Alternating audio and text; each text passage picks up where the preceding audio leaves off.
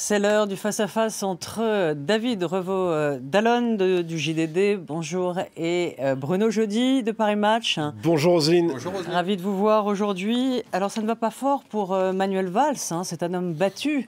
Il s'est pris une gifle hier à Lamballe et il s'est fait aussi malmener par ses compétiteurs, tous sauf Valls, tous contre Valls.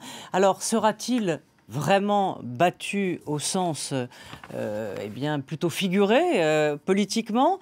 On a un petit sondage comme tous les jours, hein, donc on va pas s'en priver.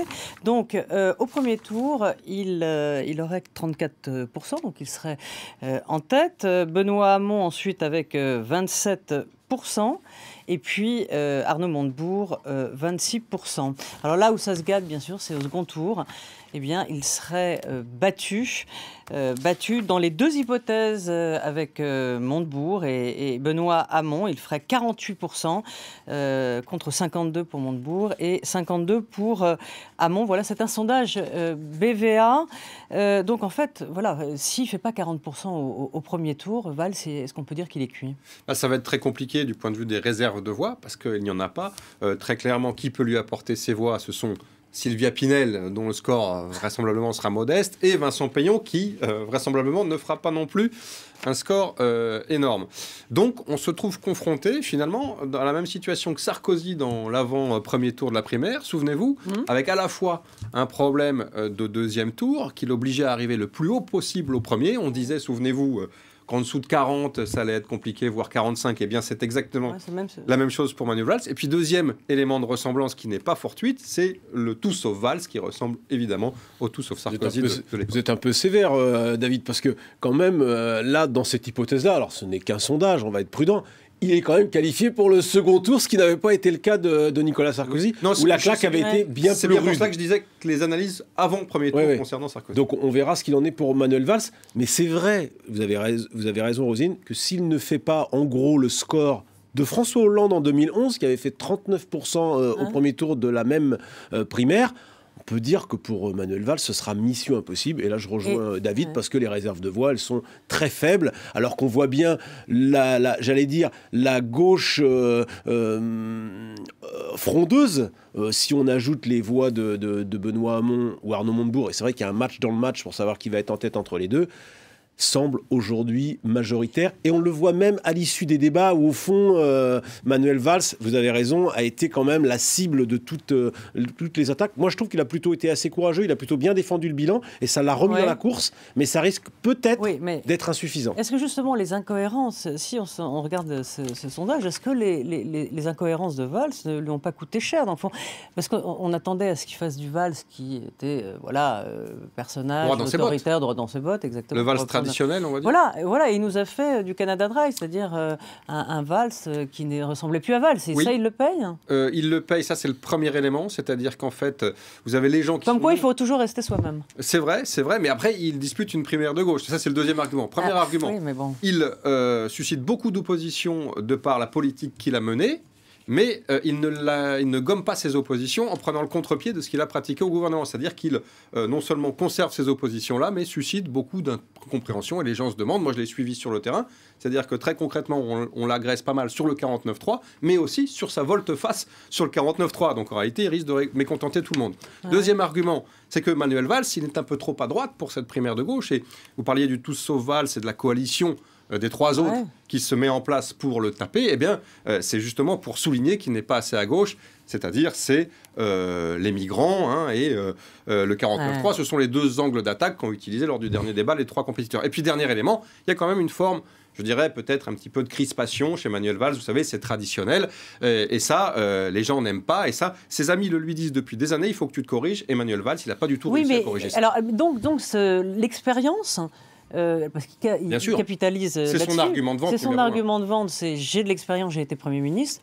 ça marche pas du tout. Le problème, Roselyne, c'est que tout dépend quelle va être la motivation des électeurs de cette primaire de gauche. Est-ce que ils votent pour le candidat à la présidentielle et éventuellement le futur désigné, celui qui devrait être, selon eux, le futur président de la République, le successeur de François Hollande, auquel cas c'est vrai que l'expérience d'homme d'État, la présidentialité, le sérieux des propositions, ça compte. Et Manuel Valls, de ce point de vue-là, est probablement le mieux placé des 7, même si Arnaud Montebourg, je trouve, a mis beaucoup d'eau dans son vin, ce qui fait qu'on n'a peut-être plus le même Arnaud Montebourg qu'on connaissait en 2011.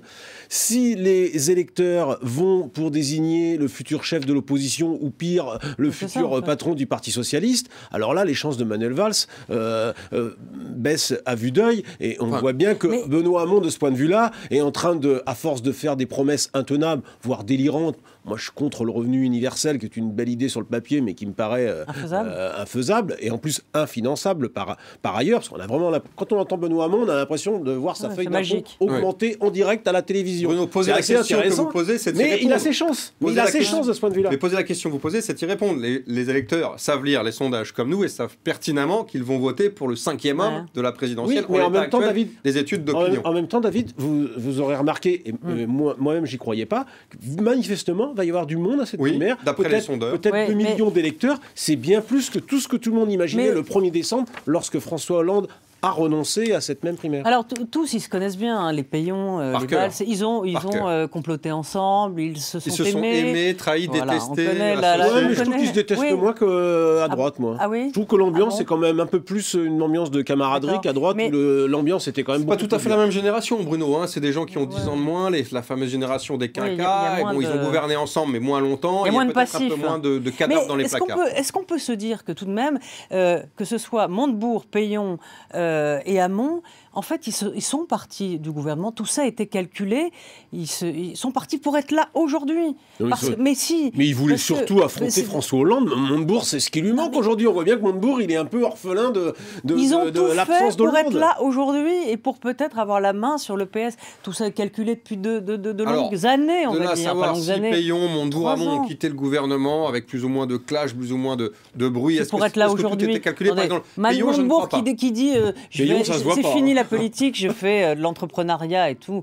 Bon, non, ce qui est évident, c'est que vous avez raison. Vous avez raison pour. Vous êtes naïf. Vous avez raison pour Arnaud Montebourg. Est-ce qu'il y avait un plan diabolique, un stratagème absolument calculé? Je ne crois pas. En revanche, vous avez raison, Roselyne, c'est que tous ces trois-là, et même Valls, on peut rajouter, ces quatre-là, ont un compte à régler avec François Hollande. Ils avaient envie de le terrasser, de se confronter à lui, parce qu'ils pensent tous être meilleurs que lui, et notamment parce qu'ils l'ont pratiqué au gouvernement. C'est particulièrement vrai pour Montebourg, qui trouve en gros que Hollande n'est pas à la hauteur et que c'est lui qui aurait dû être à sa place. C'est aussi vrai pour les autres. On peut penser que c'est le cas pour Valls. Et donc, évidemment, il y a un compte à régler. Mais ils n'ont pas la même motivation. Ouais. Arnaud Montebourg, il veut réellement être candidat à la présidentielle. Il se voit président de la République. Je pense qu'il n'y arrivera pas, mais Benoît Hamon, clairement, il ne se voit pas comme président de la République aujourd'hui. Alors, Benoît Payon, on ne sait pas ce qu'il se voit. On n'a toujours pas compris pourquoi il était là. Une question importante avant qu'on se quitte, c'est si Valls perd, on prend le chemin, mais si Valls perd, c'est bon pour Macron, mais est-ce que c'est pas bon pour...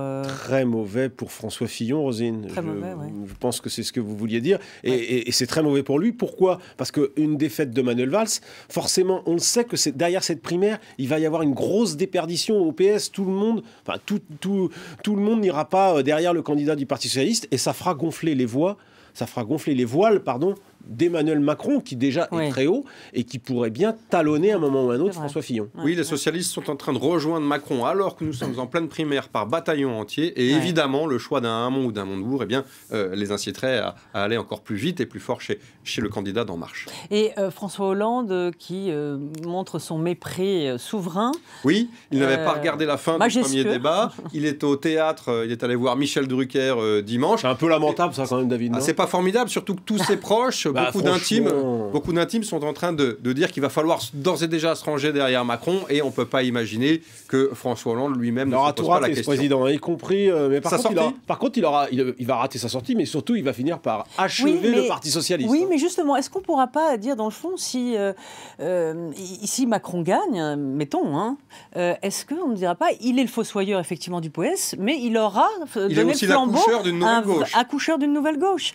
Est-ce que... Oui, sauf que, en réalité, cette nouvelle gauche, si jamais elle voit le jour, eh bien, n'a rien à voir et rien je dirais, ne doit rien à François Hollande. Macron, la créature a éclos d'elle-même et pas du tout sous l'égide de son... Funeste destin pour quelqu'un qui a dirigé le Parti socialiste pendant 11 ans et qui voulait en être encore le candidat, j'allais dire, le 30 novembre. C'est le 1er décembre qu'il a dit non. Parce que là, celui qui va gagner la primaire à gauche va être forcément le nouveau premier secrétaire du PS ? Pas forcément, mais en tout cas, il a une longueur d'avance dans la bataille de l'après-2017 qui est déjà en train de se préparer et dans le futur congrès. Mais c'est pour ça que c'est une vraie question. Oui, est-ce que les électeurs vont voter pour un candidat, je ne crois pas, ou plutôt pour celui qui aura la main à gauche. Est-ce qu'il n'y aura pas de tromperie sur la marchandise ? Parce qu'on dit que beaucoup de gens de chez Macron vont aller voter Hamon, par exemple, ou Montebourg, parce qu'ils considèrent c'est le candidat le moins sérieux. Inversement, on peut aussi dire que des gens de chez Mélenchon auraient intérêt, à voter pour Manuel Valls pour pouvoir avoir les voix de Hamon ou de Montebourg. Donc, je ne crois pas trop à ces électeurs stratèges qui déjà réfléchiraient à des tactiques. On l'a vu à droite, la stratégie de la gauche était peut-être d'avoir Nicolas Sarkozy comme candidat. Finalement, les électeurs de gauche qui ont été très nombreux à venir à la primaire de la droite, eh bien, ils ont viré Nicolas Sarkozy dès le premier tour en votant pour un candidat qui n'était pas lui, évidemment. Merci David et Bruno. On se retrouve bien sûr la semaine prochaine pour de nouvelles aventures. Je vous donne rendez-vous jeudi, demain, donc pour Politique avec nos invités, avec Jean-Marie Colombani. À très vite, merci.